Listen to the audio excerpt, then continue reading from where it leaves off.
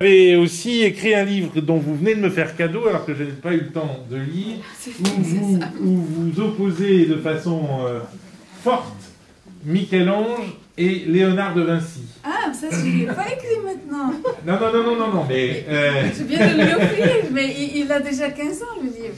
Voilà, mais c'est votre œuvre. Alors, vous vous êtes intéressé à l'histoire de l'art, vous vous êtes intéressé à l'histoire religieuse, et vous intéressant à l'histoire religieuse, naturellement aujourd'hui, parce que vous êtes une citoyenne libanaise, pleine de feu, pour ceux qui ne vous connaîtraient pas, vous vous intéressez à l'islamisme qui déferle sur la Syrie et sur le Liban, bien sûr, aussi. Et vous avez donc écrit ce livre, Fatwa et caricature, la stratégie de l'islamisme, qui représente une histoire de l'islamisme et une histoire qui nous donne, comme toute histoire, un petit peu l'idée de ce qui peut se passer avec l'islamisme aujourd'hui. Merci en tout cas d'être là. Vous êtes exceptionnellement en France et nous avons beaucoup de chance de profiter de votre présence. On vous parle beaucoup des frères musulmans. Et on vous parle de Daesh. Daesh, c'est l'acronyme de l'État islamique en Irak et en Cham, c'est-à-dire Syrie, Liban, Palestine, Jordanie. On vous parle d'Al-Qaïda. Et tout ça, ça devient très confus parce qu'on ne vous en parle que par à-coup. On ne vous parle pas de tout de façon logique et suivie. On vous en parle selon les moments où ça fait du bruit.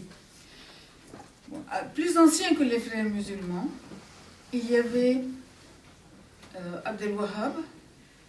La rencontre de Abdel Wahhab et de l'ancêtre de la famille saoudienne a formé ce qu'on a appelé le wahhabisme et en même temps la dynastie saoudienne, il y a environ 200 ans. Le prédicateur Abdel Wahhab était revenu au texte de l'ouléma médiéval Ibn Taymiyyah. Ibn Taymiyyah a une interprétation assez stricte des textes islamiques. Par exemple, il dit que celui qui insulte Mahomet doit être tué. S'il se repent, on accepte son repentir, mais on le tue quand même. Oui. Mais s'il insulte Allah et qu'il se repent, on ne le tue pas.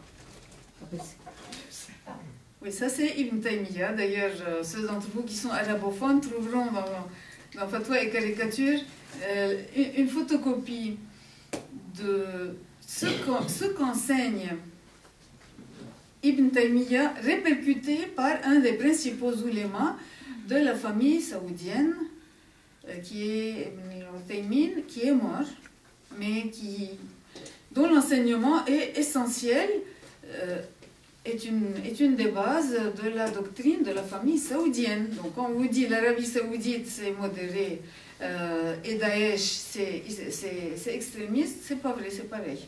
Ils enseignent la même chose. Et même l'Arabie saoudite applique ce qu'elle enseigne. Elle applique le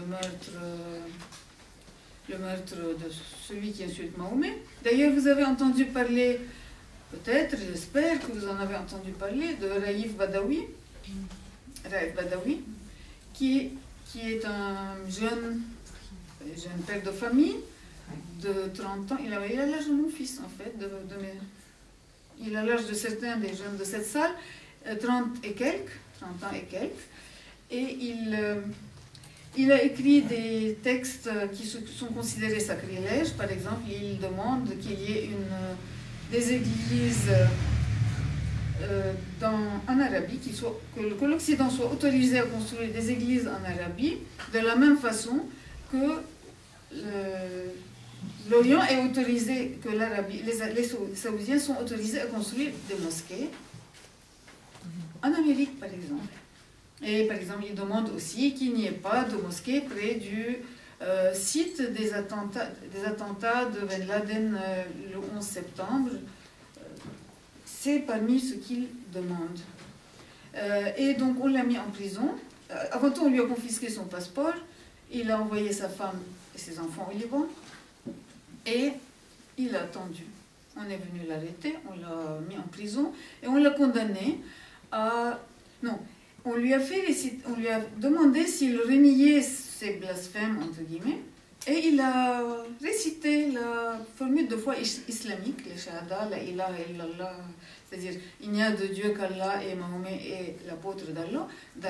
Il a récité ça et à ce moment, on l'a autorisé à vivre, mais avec un châtiment prohibitif, c'est-à-dire 1000 coups de fouet, répercutés sur 20 semaines, 50 coups de fouet par semaine, à la fois, le vendredi, à la sortie de la plus grande mosquée de la ville.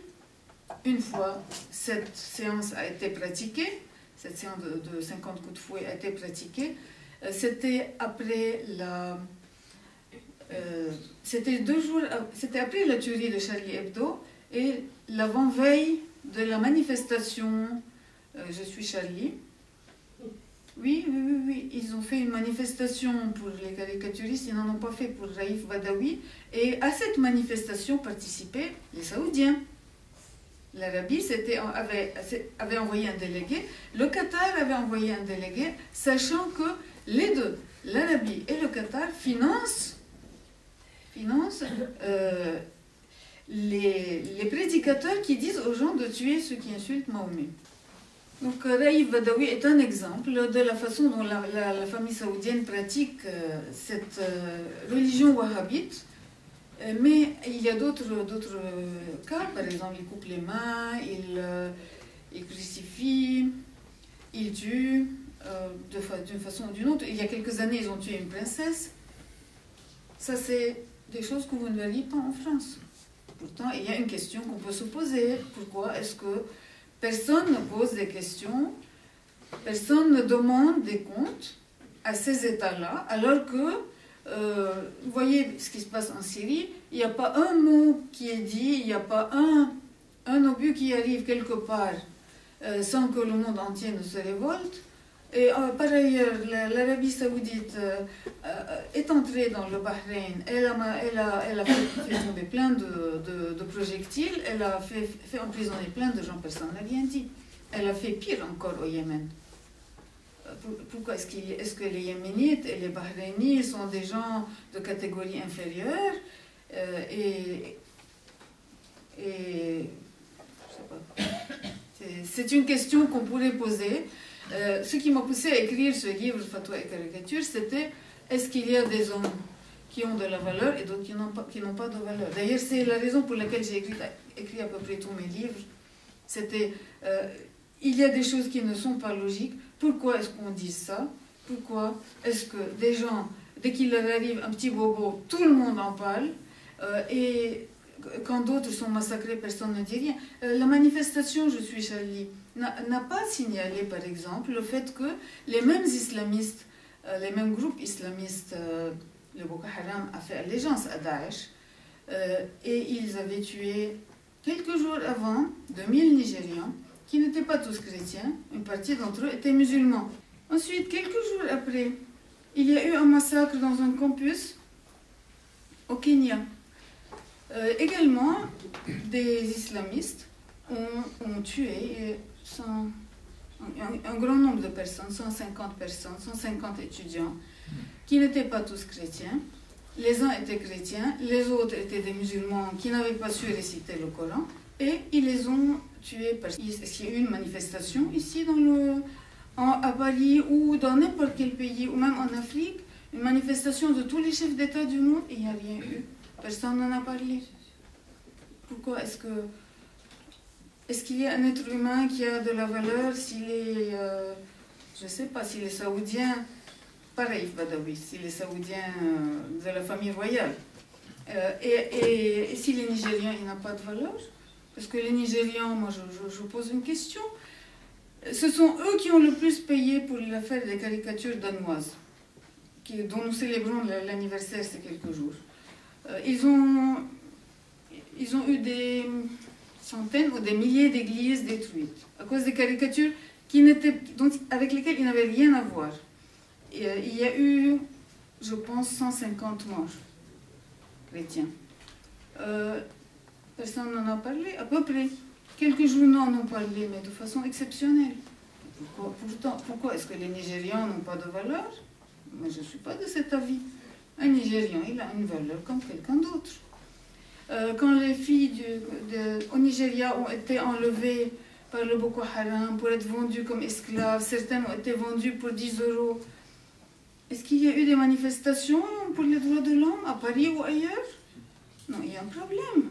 Si on s'émeut seulement pour ce qui nous concerne, mais ce n'est pas parce qu'ils s'émeuvent.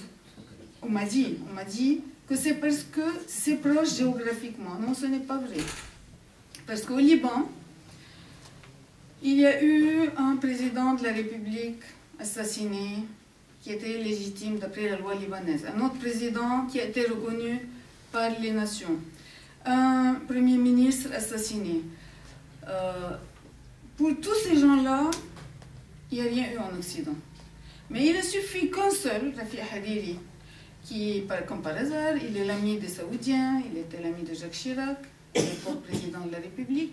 Rafiq Hariri a été assassiné, il n'était même plus Premier ministre, et ils ont fait un tribunal international spécial. C'est la première fois de notre histoire que nous entendons parler d'un tribunal international mondial pour juger de l'assassinat d'un homme. Et comme par hasard, c'est à nous Libanais qui le font payer. Et ils nous l'ont imposé sous le chapitre 7 aux Nations Unies sans nous demander notre permission et sans qu'il passe au Parlement. Et on nous oblige chaque année à le payer. Vous trouvez ça normal? Moi, je ne trouve pas ça normal. Moi, je suis révoltée contre tout ça. Pour en revenir à Ibn Taymiyyah, qui, en fin de compte, est en train de régner aujourd'hui à travers la famille royale saoudienne. La famille royale saoudienne paye pour avoir des mosquées. Elle se vante de payer des dizaines de milliards de dollars. Ça, je parle de chiffres antérieurs à 2002. Depuis, il y a eu beaucoup d'or payé. Elles se vantent d'avoir construit des milliers de mosquées, d'écoles coraniques, d'universités. Ils ont fondé des chaires universitaires pour enseigner quoi? Est-ce que c'est pour enseigner, je ne sais pas, à chanter, Alléluia? Non, je ne pense pas. C'est pour enseigner les textes sacrés qu'ils enseignent dans leurs écoles. Parmi les textes qu'ils enseignent dans leurs écoles, il y a celui de Sayyid Qutb. Sayyid Qutb est un frère musulman qui a écrit un livre où il dit qu'il faut occuper le monde. Ça, c'est la doctrine des frères musulmans. Mais lui, il l'illustre. C'est un frère musulman. Et ce livre, dont j'ai mis la photo ici, dit... il porte le sigle du ministère des Affaires culturelles saoudien. Et c'est écrit le département scolaire. C'est un livre enseigné dans les écoles. C'est un livre que Ben Laden a eu à l'école. À l'université, Ben Laden était un étudiant en ingénierie. Il devait devenir ingénieur dans une entreprise de bâtiment, une entreprise familiale. Mais on lui a donné pour professeur des frères musulmans qui lui enseignaient ces choses-là. Qu'est-ce que vous voulez qu'il devienne, étant un homme honnête comme il était? On ne peut pas dire que Ben Laden était malhonnête. Ben Laden était quelqu'un qui allait jusqu'au bout dans ses idées. Ses idées étant Sayyid Qutb et Ibn Taymiyyah, il a fait ce qu'il a fait. Maintenant, s'il avait eu d'autres idées, il serait peut-être un Saint-François d'Assise, c'est dommage. On aurait bien aimé qu'à la place de Ben Laden, on ait un nouveau Saint-François d'Assise en Arabie. Et ne croyez pas que tous les Saoudiens sont mauvais, il y en a qui sont très très bien. Les Saoudiens sont des victimes, parce que la famille régnante en Arabie a tué des centaines de milliers de personnes pour asseoir son trône. Et ces personnes tuées sont des musulmans. Tous les Arabes dans le pays appelé aujourd'hui Arabie Saoudite, qui est en fait l'Arabie, mais saoudite du nom de la famille saoudienne, tous ces gens-là sont des musulmans. Donc toute tribu qui ne reconnaissait pas l'autorité du fondateur de la famille saoudienne, Ibn Saoud, était tuée, toute la tribu, exterminée, tous les jeunes de 12 ans et plus, tous les garçons étaient tués, les femmes et enfants capturés, comme fait Daesh aujourd'hui, il n'y a pas de différence. La différence entre la famille saoudienne et Daesh, c'est que la famille saoudienne, après avoir fait tous ces massacres, s'est entendue avec l'Occident et s'est un peu assagie pour être reconnue comme un État et ne plus être combattue. Mais sinon, si vous lisez les textes anciens au sujet des massacres saoudiens, ça fait vraiment, je ne vais pas vous dire ce que vous ressentez. J'ai travaillé sur des livres publiés par les historiens de la famille, il y a 100 ans ou plus, et qui sont diffusés par la famille saoudienne aujourd'hui, qui racontent par exemple le massacre de Karbala. Ils disent qu'ils ont égorgé en l'espace de quelques heures 2000 chiites et éventré les femmes enceintes. Mais il y a plus, il y a des récits occidentaux, de consuls occidentaux qui disent qu'ils ont en fait tué, l'un dit 5000, l'autre dit 3000, l'autre dit 4000, mais donc c'est plus que 2000. Seulement, le saoudien vous raconte dans tous les détails dans leur atrocité, et lui, ses sources sont de première main. C'est vraiment un témoin disons, il a recueilli les récits des témoins. Donc la famille saoudienne aujourd'hui n'a pas honte d'avoir assis son trône sur le sang. Et alors quand elle vous parle des droits de l'homme et qu'elle réclame la présidence, la chaire des droits de l'homme à l'ONU, ça fait un problème. Oui. Et l'Occident ne dit rien.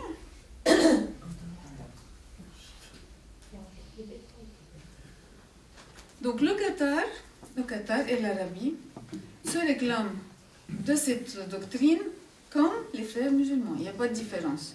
Les frères musulmans, on vous dit, ils sont moins dangereux que Daesh. Non, les frères musulmans sont à l'origine de Daesh. Les frères musulmans ont bon, que je vous dise en quelques mots ce que c'est. D'abord, les frères musulmans, c'est l'association fondée par le grand-père de Tariq Ramadan, Hassan al-Banna, ou Hassan al-Banna, qui, en parenthèse, al-Banna veut dire le maçon, qui voulait rétablir le califat. Il était très fâché parce que le califat avait été supprimé en Turquie. Il a donc fondé l'association des frères musulmans pour rétablir le califat. Et son idée, dans un texte, donc je mets ici la photocopie pour les arabophones et la traduction pour les autres, c'est un texte peu connu et sur lequel Tariq Ramadan fait un silence magistral. C'est un texte où Hassan al-Banna dit que le but est d'abord la famille, l'individu musulman, ensuite la famille musulmane. À partir de l'individu, les individus forment une famille.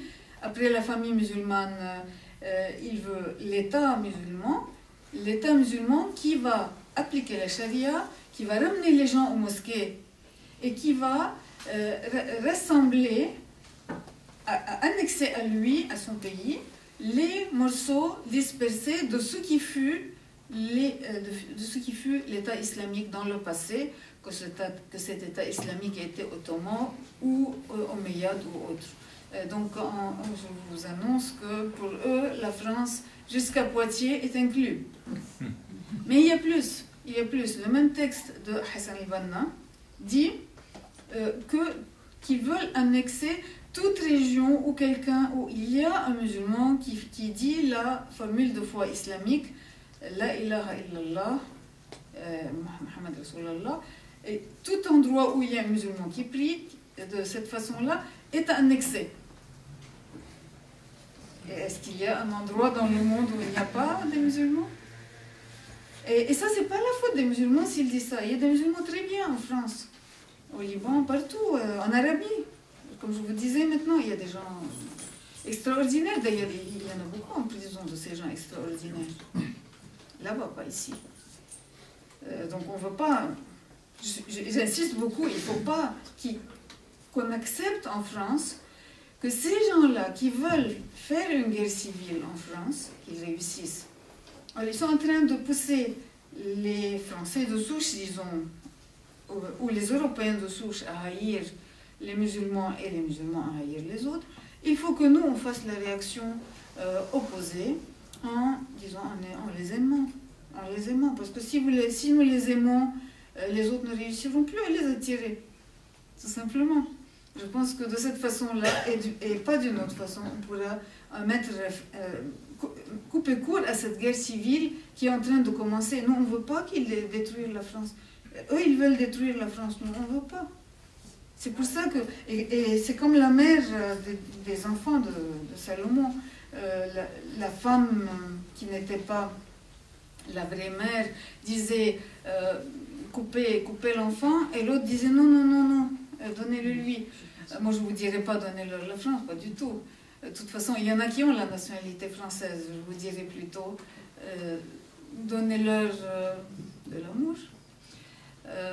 Passez outre quand ils exagèrent, quand ils vous insultent, passez outre. Celui qui est grand peut passer outre. Vous êtes assez grand pour ça. Donc les frères musulmans ont évolué et ont été persécutés de pays en pays. Et un jour, en Arabie, ils ont eu pour élève Ben Laden. Ben Laden, paraît-il, d'après le chef d'Al-Qaïda, Ben Laden était un frère musulman. Et donc il a travaillé à appliquer la doctrine des frères musulmans, qui est justement de propager l'islam dans le monde entier par tous les moyens, y compris le terrorisme. Et vous savez, le père de Tariq Ramadan, Saïd Ramadan, a fondé une association avec le roi Fahd d'Arabie, qui était à l'époque prince. Cette association a pour but de répandre l'islam dans le monde entier. Et elle dit, dans les statuts de cette association, écrits par Saïd Ramadan, il dit la Ligue islamique mondiale, ça c'est le nom de l'association, emploie des moyens qui ne sont pas interdits, les moyens qui sont autorisés par la charia islamique. En d'autres termes, ces moyens peuvent être interdits dans le pays en question. C'est pas grave, l'essentiel c'est qu'ils soient autorisés par l'islam. Donc sachez tous à quoi vous en tenir. Ben Laden donc, a fondé Al-Qaïda, et Al-Qaïda était en fait un noyau qui enseignait à droite, à gauche, qui tentait de former des noyaux dans divers pays qui seraient indépendants, qui pourraient eux-mêmes tuer de leur côté, et vous avez vu d'ailleurs le résultat. En Irak, Al-Qaïda a été tenu par un Jordanien qui était un gangster, Zarqawi. Zarqawi, vous savez, la plupart d'entre eux sont des gangsters à l'origine. Il n'y a que Ben Laden qui était pur et dur. La plupart étaient des gangsters. Et d'ailleurs, vous savez, les terroristes à Paris ont des antécédents judiciaires. Pourquoi? Parce que souvent, quand ils apprennent que au lieu d'être un assassin, au lieu d'être un bandit, un délinquant, ils deviennent un martyr, un héros. C'est gratifiant, ça. C'est pour ça que les prisons sont des pépinières de djihadistes. Justement, c'est l'endroit où vous avez les pauvres types, les paumés, les minables qui se disent, voilà, je ne vais plus être un minable, je vais devenir un héros, tout le monde va m'admirer, je vais passer à la télévision et je vais aller coucher avec les houris du paradis. Ben oui, c'est ce qu'il a dit, Merah. Mohamed Merah avait dit aux policiers à la fin de sa vie, dans ses dernières heures, il a dit, moi ce monde ne m'intéresse pas, ce qui m'intéresse, je veux rencontrer mon Seigneur. Et le prophète, wassalam, il a dit, il ne sait même pas dire la formule qui est sallallahu alayhi wa sallam, voilà, il n'est même pas arabophone. Et il a dit, et les femmes du paradis. C'est à ça que certains pensent. Zarqawi a semé une guerre civile en Irak. Il a travaillé à tuer les chiites, et pour que les chiites tuent les sunnites, comme d'ailleurs ils sont en train de faire maintenant en France, même stratégie. La guerre civile a fini par naître en Irak, malheureusement, comme vous avez entendu. Puis Zarqawi a été tué, mais avant il avait fait d'Al-Qaïda quelque chose de très fort, d'Al-Qaïda Irak, la branche irakienne. Puis il a rassemblé tous les islamistes irakiens et sous un nouveau nom, et ensuite ce nom est devenu l'État islamique en Irak, et il a proclamé qu'ils étaient le seul État irakien. Ils étaient l'État islamique en Irak. Puis Zarqawi est mort. La guerre en Syrie a commencé grâce à l'argent de l'Arabie Saoudite, du Qatar, grâce à l'aide politique française, américaine, etc. Et grâce aux djihadistes venus du monde entier. La guerre a commencé et Al-Qaïda Irak a franchi la frontière, elle est entrée en Syrie. Et à ce moment-là, elle s'est donné le nom de Al-Qaïda, de Dawlat al-Islam Daesh. Je vous ai dit tout à l'heure ce que c'est. Daesh, l'acronyme de l'État islamique en Irak et en Syrie. Au Levant, Hacham, c'est-à-dire Liban, Syrie, Palestine, Jordanie, Israël. Donc Israël aussi est menacé et il ferait bien de cesser d'aider Daesh en bombardant les Libanais et les Syriens. Parce que c'est ce qu'ils font dans les montagnes frontalières entre le Liban et la Syrie. Régulièrement, ils tapent sur ceux sur qui ils ne devraient pas taper. Donc ils hâtent le moment où les autres vont venir les envahir. Donc Daesh a franchi la frontière syrienne et elle a commencé à combattre en Syrie. Al-Qaïda Syrie a voulu à ce moment sortir au grand jour et elle s'est proclamée Al-Qaïda Syrie. Elle a fait une conférence de presse et elle a dit voilà, nous sommes Al-Qaïda en Syrie, eux ils sont ce qu'ils sont, Daesh, mais nous c'est Al-Qaïda Syrie. Et ils se sont donné le nom de Nusra. Nusra, c'est-à-dire l'aide, sous-entendu l'aide apportée à l'islam. Donc c'est ça Daesh et Nusra dont vous entendez parler. Ils ne sont pas très différents des frères musulmans, ils en sont issus. Ils sont, si vous voulez, bonnet blanc ou blanc bonnet, ou bonnet noir ou noir bonnet. Parce qu'en fait, ils ont le même drapeau noir. Al-Qaïda et Daesh ont le même drapeau noir. Et ces gens-là ont pour but chacun d'être le calife. La dispute entre eux, c'est pas autour du califat, c'est autour de qui va régir le califat, qui va dominer le monde. Surtout qu'au bout de quelque temps, Daesh a décidé de devenir Da. Elle était Daesh, elle est devenue Da, c'est-à-dire Dawlat l'Islam, l'Islamiyya, Dawla l'Islamiyya, c'est-à-dire l'État islamique pour le monde entier. Ils ont décidé que désormais, ils n'allaient plus se limiter ni à l'Irak, ni à la Syrie, Liban, Palestine, Israël, Jordanie, mais au monde entier, y compris la France.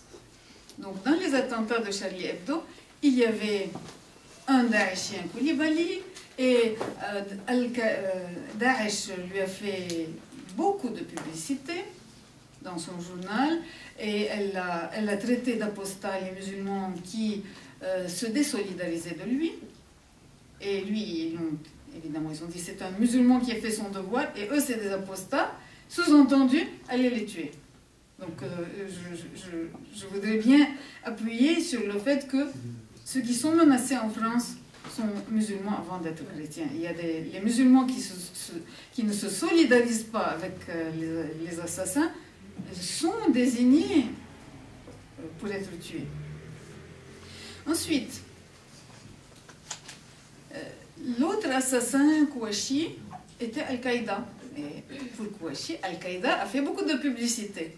Al-Qaïda a, même à l'occasion, Al-Qaïda a publié, elle a fait un poster qu'elle a publié, elle a mis les photos de tous les assassins, Ben Laden et tous les autres, y compris les Kouachi, je crois qu'ils ont mis Mohamed Merah, etc., en disant, voilà, n'oubliez pas Al-Qaïda, il y a aussi Al-Qaïda, ceux-là sont Al-Qaïda. Parce que maintenant c'est la rivalité, Daesh, je ne sais pas qui elle a embauché, mais ils ont un service de presse extraordinaire, ils ont un sens de la mise en scène, ils ont des artistes, et Al-Qaïda, la pauvre, elle n'a plus ça. Il n'y a plus, Al-Qaïda Irak n'est plus là, et l'argent qui venait, et les djihadistes qui venaient pour Al-Qaïda Irak ne viennent plus. Et la pauvre Qaïda, face à Daesh, comment elle va tenir? Elle ne reçoit plus les fonds qu'elle recevait. Donc elle essaye de compenser en attirant elle aussi des recrues. Donc le soir de Charlie Hebdo, l'attentat a été revendiqué par Al-Qaïda péninsule arabique. Et il paraît que Cherif Kouachi avait été entraîné par Al-Qaïda, donc péninsule arabique, Al-Qaïda Yémen, qui a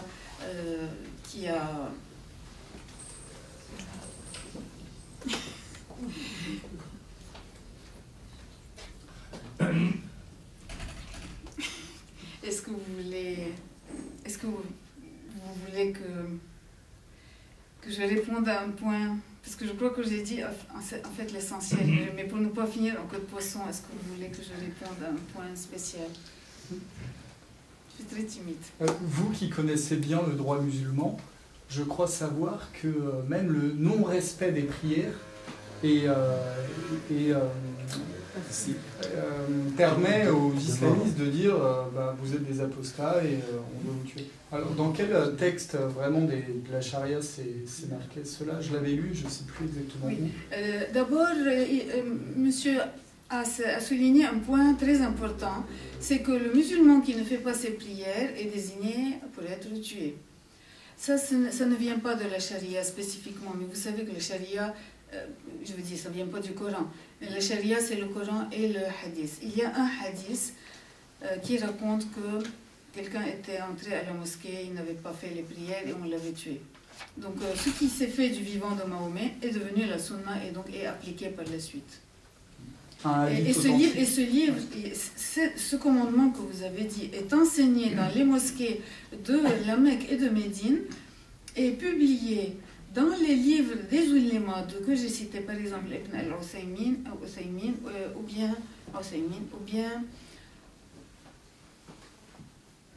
Al-Jazairi. Abu Bakr Jaber El-Jazairi, c'est un livre qui se vend en France, d'ailleurs c'est vous qui l'avez remarqué. Tout à fait, oui. Ils se vendaient chez Carrefour à la FNAC. Il se vendait chez Carrefour, même dans toutes les librairies vous le trouvez. Je ne veux pas trop lui faire de publicité, mais il faut bien que vous sachiez ce qui se publie en France.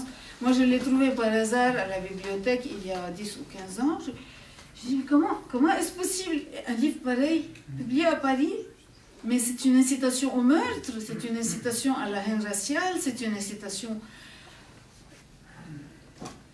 à la mutilation. Par exemple, il vous dit que celui qui a volé, vous savez quelle est la quantité volée qui suffit? Il suffit d'avoir volé un œuf pour avoir la main coupée. Alors il vous explique comment amputer la main et ils vous disent on l'accroche au cou quelque temps. Très gentil. Du musulman d'Abu Bakr Jaber El-Jazairi qui est, il faut savoir que ce monsieur est un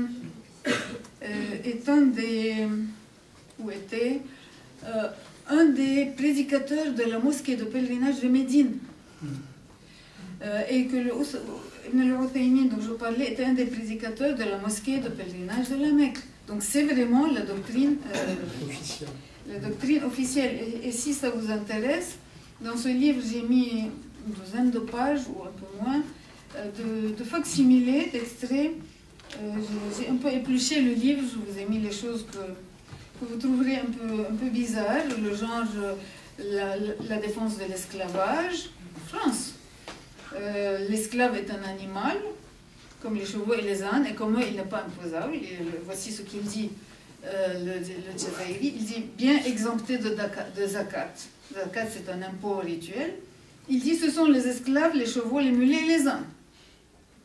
Donc quand Daesh fait de l'esclavage, ne croyez pas que l'Arabie n'en fait pas, c'est pareil. Les chrétiens du Liban, ils sont toujours persécutés, ceux du Liban et des autres. Et vous remarquez que toujours ceux qui les défendent sont persécutés. Quand le Hezbollah, en 2005, était l'allié des Hariri, et qu'ils étaient tous alliés, tous, il y avait Hariri, Berri, tous, il y a eu quand même une majorité chrétienne qui n'a pas voté pour eux. Et cette majorité chrétienne a eu le monde entier contre elle. Quand le Hezbollah s'est allié avec les chrétiens, il a eu le monde entier contre lui. Puis quand Elisa Rice est venue, elle a dit c'est bien que le Hezbollah parle avec Hariri. Pourquoi c'est bien qu'il parle avec Hariri et c'est mal qu'il parle avec Aoun? C'est pas logique. Alors c'est la politique du général Aoun qui se fait et pas des phalanges alors. Moi, je ne défends pas en tout la politique du général Aoun. Je considère qu'il y a des cas où il a fait des erreurs que je considère importantes. Et je le lui ai dit, et il le sait. Mais il est absolument indiscutable que la politique du général Aoun de tendre la main aux chiites a été très bénéfique aux chrétiens et aux chiites parce qu'il y a eu beaucoup d'amour entre eux. Je vous raconte une anecdote, pas rigolo, mais enfin un fait qui est arrivé après la guerre de 2006. Pendant la guerre de 2006, cet accord de Aoun avec le Hezbollah a fait que les réfugiés ont été accueillis par les chrétiens avec beaucoup de charité, je ne peux pas vous dire. Et à partir de ce moment-là, les chiites se sont mis à nous aimer. Au point qu'ils nous disent, moi, un d'entre eux m'a dit, un Hezbollah d'ailleurs, m'a dit, nous on a reçu l'ordre de vous faire tout ce que vous voulez. Et le cheikh Hassan Nasrallah a dit, il a fait une fatwa, il a dit, ceux qui nous ont aidés durant la guerre de 2006 leur sécurité est accrochée à nos coups. Nous répondons de nos coups. On nous coupera le cou s'il leur arrive quelque chose. Il a dit ça, je l'ai entendu moi une fois de mes oreilles le dire, et une fois il l'a dit après la guerre de 2006. Et le porte-parole du Hezbollah, Moussaoui, avait dit une fois à la télévision, il avait dit les chrétiens, ou bien ceux qui nous ont aidés, ils sont avec nous jusque-là, il a dit. Nous en répondons de ça. Il a fait le geste de se couper le cou. Donc ce qui a pour résultat l'amour, ce que je vous recommande à vous aussi en France, même si vous êtes blessé, je sais que vous êtes blessé par la façon dont certains musulmans vous traitent, ou bien dont certains musulmans prêchent contre vous, mais vous soyez plus grand qu'eux, le plus grand absorbe le plus petit, et beaucoup vont se mettre à vous aimer. C'est ce que nous voulons. Est-ce que vous pensez qu'il est possible de convertir les musulmans au christianisme? Ça, c'est une question à laquelle je ne peux pas répondre maintenant. Mais je peux vous dire une chose, c'est que c'est très à la mode en Orient. Il y a beaucoup de musulmans qui se convertissent, ils sont absolument dégoûtés de Daesh. Je peux vous dire que Daesh est plus haï des musulmans que des chrétiens. C'est pour ça que je vous dis, tendez la main aux musulmans pour qu'ils ne deviennent pas islamistes. Pour qu'ils vous aiment à vous et qu'ils ne les aiment pas à eux. Comme ça, on pourra sauvegarder la France, ce qui est une chose très importante. Une question, on a beaucoup en ce moment de choses qui nous arrivent au niveau des grands flux migratoires. Est-ce que parmi ces flux migratoires qui sont composés en grande partie d'hommes en âge de combattre, est-ce qu'il y a une forte probabilité ou une faible probabilité qu'une grande partie de ces migrants soient en fait des combattants Daesh qui tentent d'envahir l'Europe sous couvert de réfugiés? Oui, je répète sa question en résumé parce que je n'ai pas tout retenu, mais j'ai retenu l'idée. Il demande si ces réfugiés, dans le grand flux migratoire qui a lieu en ce moment, si une partie d'entre eux, en d'âge de combattre, si une partie d'entre eux ne sont pas des djihadistes, je suis absolument persuadée que si, une grande partie le sont, ce qui explique le timing. et je suis contre qu'on les laisse entrer. De toute façon, si vous n'avez pas la possibilité de les loger dignement, il ne faut pas qu'ils entrent parce qu'ils vont être malheureux. À quoi ça sert qu'ils m'ont dit dans les rues, s'il vous plaît, mais c'est leur dignité. Je ne sais pas comment expliquer. Je suis persuadée que les flux qui sont en train d'entrer maintenant sont en train d'exploiter le fait qu'en Occident, on souffre de voir quelqu'un souffrir. Quand vous voyez à la télévision des images de souffrance, vous souffrez, la preuve, l'effet qu'a eu la photo d'un enfant, l'effet d'exploitation, ça va être explosif, enfin c'est pire que de la dynamite. Ils exploitent ce côté-là pour entrer dans la place. Une fois qu'ils seront assez nombreux, c'est sûr qu'ils pourront faire autre chose.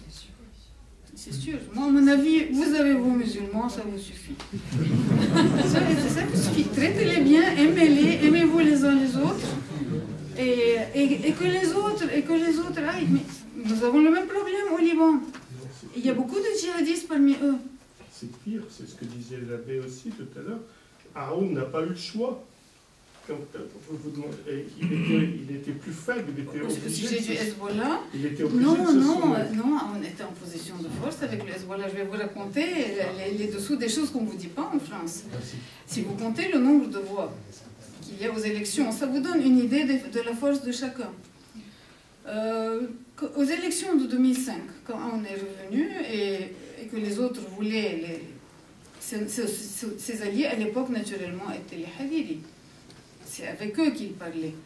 Mais il voulait lui dire, il lui disait non, tu n'as droit qu'à présenter 3 ou 4 députés, les autres nous les présentons. Il disait mais moi, laissez-moi présenter, et que les gens me disent s'ils veulent. Non, tu ne présentes pas plus que ça, et nous nommons les autres. À la fin, il a dit je me retire et je nomme tout seul. Et il a eu 22 députés, avec le tiers des voix. Ceci sachant, le tiers des voix au total du Liban, ceci sachant que il avait boycotté de grandes régions, des régions où il y avait beaucoup de voix, par exemple tout Beyrouth, il a boycotté, il a refusé de présenter des députés à Beyrouth parce que c'était les musulmans qui les élisaient, et il y avait 19 députés chrétiens nommés. Si je ne me trompe pas. Et il avait boycotté des régions dans le Liban Sud où il aurait eu beaucoup de voix, etc. Malgré ça, il a eu un peu plus que le tiers. Les chiites ont eu le tiers, les sunnites ont eu le tiers. Les sunnites avec les voix des chrétiens alliés à eux, c'est-à-dire Jaja, etc. Donc Aoun à lui seul a eu le tiers plus que le tiers. S'il n'avait pas boycotté, il aurait eu beaucoup plus que les autres. Donc les autres ont aussi besoin de lui. Ne croyez pas. Aoun est fort. Maintenant, alors pourquoi n'y a-t-il pas de président chrétien en ce moment au Liban, conformément à la Constitution? Si vous demandez au Hezbollah, il vient de le dire et il l'a dit plusieurs fois, il n'y a pas de président au Liban représentant la majorité libanaise parce que l'Arabie ne veut pas un président chrétien fort. C'est l'Arabie qui a imposé l'accord de Taïf au Liban et je l'ai raconté dans le livre un des livres sur le Liban, une des lettres ouvertes à M. Sarkozy. M. Sarkozy n'a pas beaucoup aimé. Et donc, dans ce livre, je montre tout ce que l'Arabie a fait, les milliards qu'elle a payés pour imposer au Liban un traité qui dépouillait les Libanais. D'ailleurs, comme par hasard, les députés étaient arrivés en Arabie, les députés libanais, pour voir le traité qu'on leur imposait à l'anniversaire de l'accord de Munich. Le jour où les Français et les Anglais étaient arrivés à Munich pour signer cet accord avec Hitler, était un 30 septembre, et le jour où les députés libanais sont arrivés, c'était un 30 septembre aussi. Il y a beaucoup de coïncidences dans la date dans la guerre du Liban qui pourraient faire réfléchir beaucoup de monde, mais ça ferait trop pour ce soir. Ils vivent de quoi, tous ces réfugiés syriens, irakiens qui sont au Liban? ils vivent notamment des subsides occidentaux. Et c'est catastrophique pour nous, d'ailleurs c'est catastrophique pour la France aussi. Figurez-vous qu'il y a un Libanais qui, récemment ça a fait un scandale, un Libanais a payé pour obtenir la nationalité syrienne pour obtenir des aides pour ses enfants. Parce que autrefois, il y avait des aides qui venaient pour les enfants pauvres libanais. Maintenant, ils sont toujours là, ils sont encore plus pauvres qu'avant. Mais maintenant, les aides ne viennent plus que pour les Syriens. Donc les écoles, si des écoles vont prendre des enfants avec de l'aide, ils vont prendre des Syriens, parce que là, ils ont leur scolarité assurée, les enfants libanais n'ont plus les moyens de payer et personne ne paye pour eux.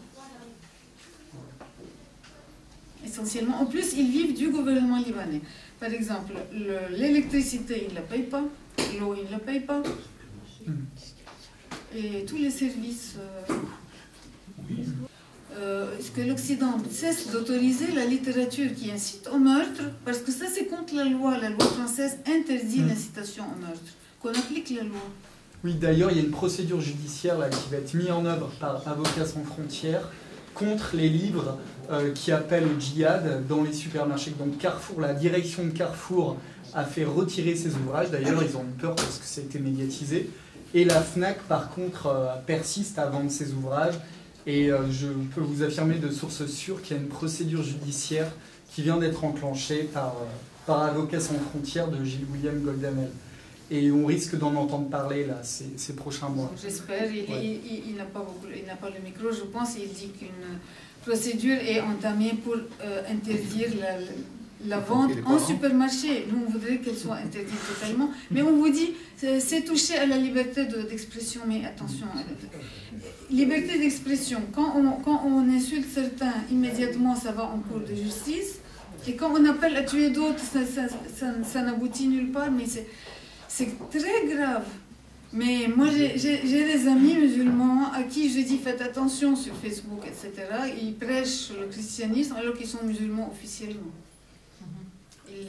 D'abord, ils vous mettent notre paix sur leur page, ils mettent le Christ. C'est très, très à la mode maintenant. D'ailleurs, ils mélangent. Parfois, ils vous mettent le Christ et Naomi ensemble, la Vierge et Zahra ensemble, Fatima Zahra ensemble. Bon, il y avait un jour des étudiants musulmans qui se disputaient avec des étudiants chrétiens devant moi en leur disant c'est le prophète Mahomet qui a dit si quelqu'un te frappe sur une joue, tends-lui l'autre. et les chrétiens qui se fâchaient, qui disaient non, c'est le Christ qui a dit non, c'est le prophète Mahomet. Quelques jours après, ils sont allés. Bon, évidemment, moi j'ai dit ce qu'il en était. Ils sont allés vérifier, ils sont revenus chez moi, ils m'ont dit madame, vous êtes fâchée parce qu'on a dit que c'est le prophète Mahomet qui a dit qu'il faut tendre la joue gauche si on vous frappe sur la joue droite. J'ai dit non, je ne suis pas fâchée du tout. Disons, peu importe finalement à quoi croit chacun, parce qu'en fin de compte, il y a des chrétiens qui ne sont pas bien. Ce qui m'importe, c'est qu'il applique ce que je veux.